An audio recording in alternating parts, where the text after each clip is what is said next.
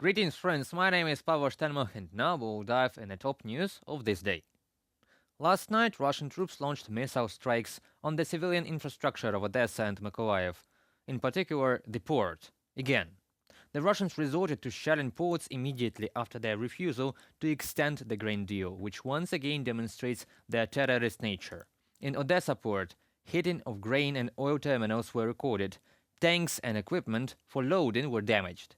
Thus, it was a direct attack against the grain initiative. Цей удар терористів доводить, що їхня мішень не лише Україна. This attack proves that their target is not only Ukraine and not only the lives of our people. About 1 million tons of food is stored in the ports that were attacked today. This is the volume that should have been delivered to consumer countries in Africa and Asia long ago. The port terminal that suffered the most from the Russian terror last night had 60,000 tons of agricultural products stored in it, which were intended to be shipped to China. That is, everyone is affected by this Russian terror. Everyone in the world should be interested in bringing Russia to justice for its terror. 8 people were injured and a 21-year-old man died as a result of shelling this night.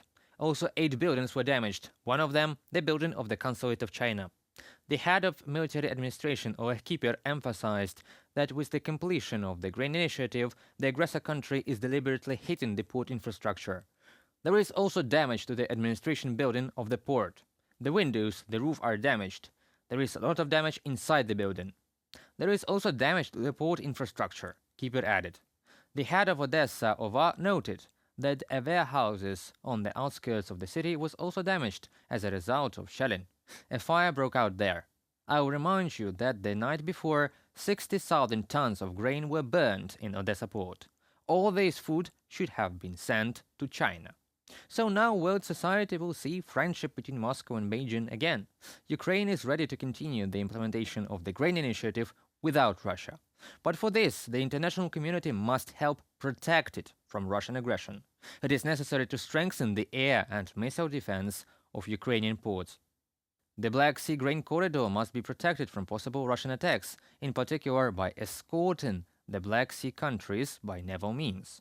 The world should mirror Russia's threats to attack all ships that will go to Ukraine. For example, Turkey could open the passage to the Black Sea through the straits of warships of other countries.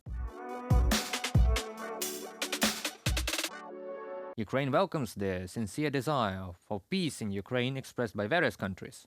No one in the world seeks peace as much as Ukraine. However, Ukraine will reject any initiatives that contradict the principles of the UN Charter. All previous alleged statements of Russia about the possibility of negotiations are misleading. In fact, Russia is stalling to continue killing, torturing, raping, and intimidating people under occupation. The accusation that Ukraine is allegedly prolonging the war is in fact a veiled call to surrender and allow Russia to quickly complete its genocide. Calls to stop military aid to Ukraine actually mean leaving Ukraine defenseless, so that Russia can win and achieve the goals of its aggression. The Kremlin's statement about its alleged willingness to negotiate is a lie. In fact, Russia is trying to reduce international support for Ukraine and accumulate forces to continue the aggression, like they did since 2014, after the occupation of Crimea and part of the Ukrainian East.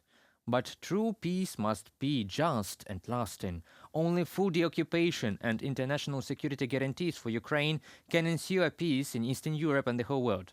In connection with the destruction of the bridge across the Kerch Strait, the Iranian Foreign Ministry called the actions aimed at de-escalating the Ukrainian conflict non-constructive. But you know, the Kerch Bridge is a military facility and a legitimate military target that provides logistics for the Russian occupying forces in the south of Ukraine. The Kerch Bridge was built on a temporarily occupied territory of Ukraine, Crimea. Kasatuzla Island, the water area of the Kerch-Yenikale Canal of the Kerch Strait. Attacks against it are not considered hostilities on the territory of Russia. Russia methodically attacks Ukraine's transport infrastructure facilities, despite their civilian purpose. The real escalation and war crime was the Russian blowing of the dam at the Kakhovka HPP, which led to catastrophic humanitarian and environmental losses. On July 19th, Kyiv hosted the International Forum of the Crimea Platform Expert Network for Seeing the Future, Experts View, which is the prologue to the third summit of the Crimean Platform on August 23rd. Crimea is an integral part of Ukraine, which was clearly recognized by the international community in 1991. Any attempts to take Crimea off the table in the process of deoccupation of Ukraine and restoration of its territorial integrity are inadequate and futile. Ukraine is ready for both a military and diplomatic solution to the issue of the return of Crimea.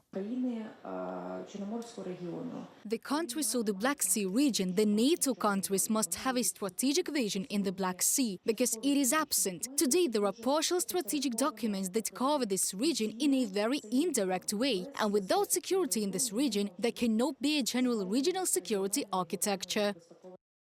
Ukraine has rallied a respectable coalition around the Crimean issue within the framework of the Crimean Platform, which already includes more than 60 countries and international organizations, in particular from the Global South.